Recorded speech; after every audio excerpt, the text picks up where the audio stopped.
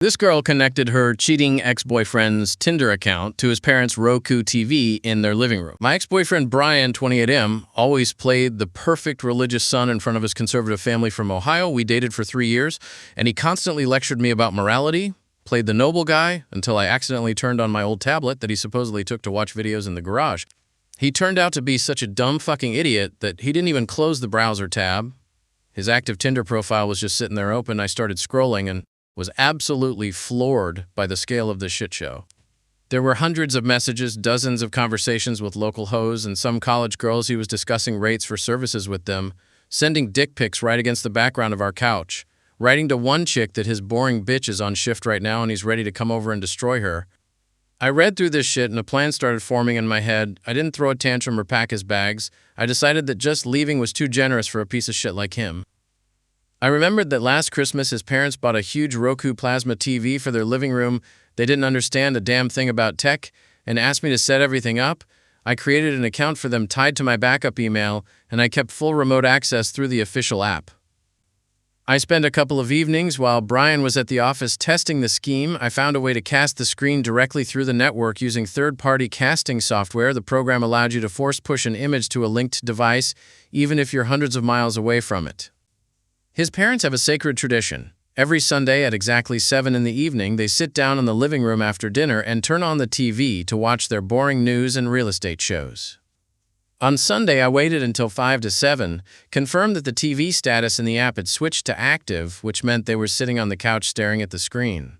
I launched the screencast of the tablet to their Roku, waited a second for the signal to come through, opened his Tinder, and started the show.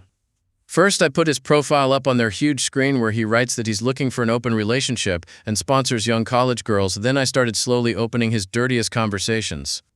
I'd open a chat, wait about 30 seconds so his religious mother had time to read every word, then scroll further. I showed them the chat where he's haggling with an escort over anal sex. I showed them the conversation where he offers a girl to bring cocaine he bought with his dad's trust fund money. I put his nudes up on their full 85-inch screen. I zoomed in on the text where he called his mother a crazy fanatic and was glad he lives far from her prayers.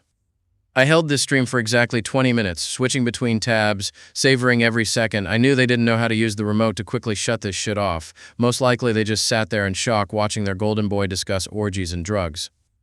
When I decided they'd seen enough, I simply closed the stream, formatted the tablet, and started waiting. Update. A few days have passed, and I'm just enjoying the ruins of his life. The explosion happened about 10 minutes after I cut the cast. His older sister called me. She always looked down on me, but that evening her voice was trembling with horror. She said their father, in a fit of rage, smashed their new TV screen with the remote. When he saw the message about the cocaine, the mother locked herself in the bedroom and refused to come out, and Brian had already had all his credit cards and access to the family money blocked. Turned out he'd been lying to them about his salary, and more than half his expenses were covered by his father, who has now officially disinherited him and banned him from showing up on their doorstep in Ohio. Brian came running to our apartment an hour later. He was red as a lobster, screaming and trying to break down the door, but I'd already changed the locks and put bags with his crap right out in the hallway. He called me from different numbers, first threatening, then sobbing into the phone, begging me to tell his parents it was a virus or a prank, that he'd been hacked. I just listened to him blubber and laughed. I terminated the lease on our apartment, got my deposit back, moved to a great place closer to work, and he's now sleeping at some friend's place on an air mattress because without daddy's money, he can't even rent himself a place. He got fired from his job the next day because I anonymously sent a couple of screenshots where he brags about smoking weed right at the workplace in the back room. His boss didn't bother to investigate and just kicked him out. Response post: I don't understand what the fuck you're doing and why you put this crap on the internet. You destroyed my life because of your sick jealousy. You broke my family and gave my mother a heart attack. She's in the hospital right now, and this is entirely your fault.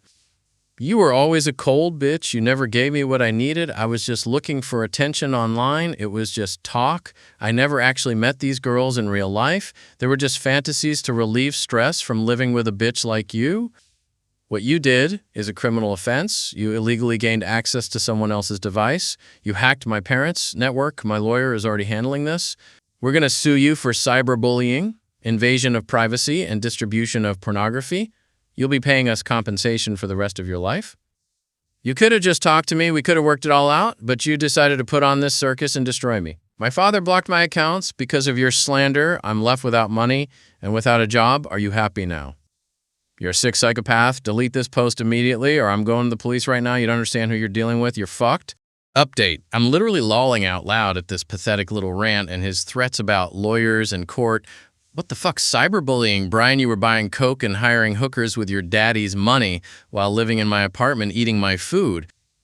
Your mythical lawyer is apparently the same kind of thing as your imaginary investors you were feeding me bullshit about for 3 years. You can't even scrape together bus fare right now.